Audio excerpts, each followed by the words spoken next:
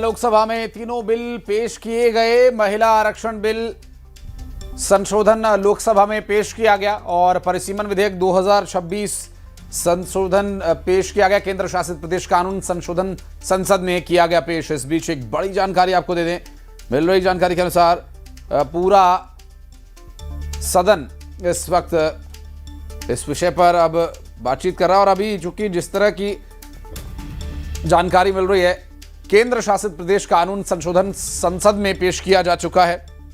अर्जुन राम मेघवाल ने तीनों बिलों को पेश किया और तीनों बिल सदन में पेश किए गए हैं। उसके लिए अब वोटिंग की प्रक्रिया आगे होनी है। वोटिंग होगी और कौन विरोध में है, कौन पक्ष में है, इसका भी फैसला हो जाएगा और उसी के आधार पर बिल पास होगा या नहीं होगा तय हो जाएगा। हालांकि अब तक तो यही कयास लगाए जा रहे थे, अब तक यही प्रतिक्रिया मीडिया में सब जगह हर दल के नेता इसी तरह से दे रहे थे कि सब महिला सशक्तिकरण के साथ हैं।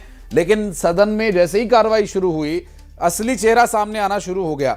अब चर्चा इस बात को लेकर है कि यदि सदन में यह विधेयक पारित हो जाता है तो सरकार ने इसे अपने लाभ के लिए लाया और ये तमाम तरह की अब बातें हो रही हैं। और इस बीच जाति जनगणना को लेकर के गृह मंत्री अमित शाह ने जानकारी दी है कि घरों की गणना हो रही है और उसके बाद धर्म के आधार पर कोई आरक्षण नहीं दिया जाएगा, ये स्पष्ट उन्होंने किया। और धर्म के आधार पर आरक्षण संविधान के खिलाफ है, स्पष्ट कहना है गृह मंत्री अमित शाह का। और जनगणना का काम करने से पहले घरों की गणना की जा रही है।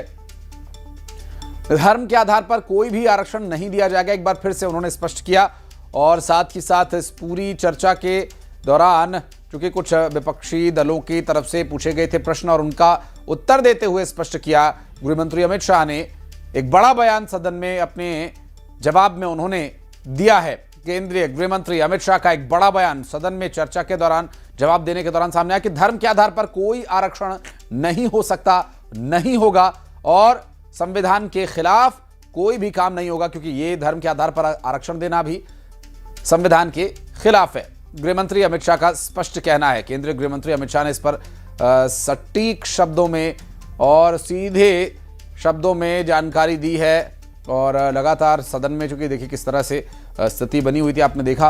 और गृह मंत्री के द्वारा इस पर जवाब दिया गया। समाजवादी पार्टी के मुखिया अखिलेश यादव ने वहां इस विषय पर यह कहा कि आधी आबादी देश की, क्या उसमें मुस्लिम महिलाएं शामिल नहीं? The bills which have already been sandwiched. So that's why yesterday video I told. And it is we can call it as a sandwich bill. All the three bills can be called as a sandwich bill because everything is interlinked together. So the government has not come forward to see that each and every bill is put separately. They have sandwiched each and every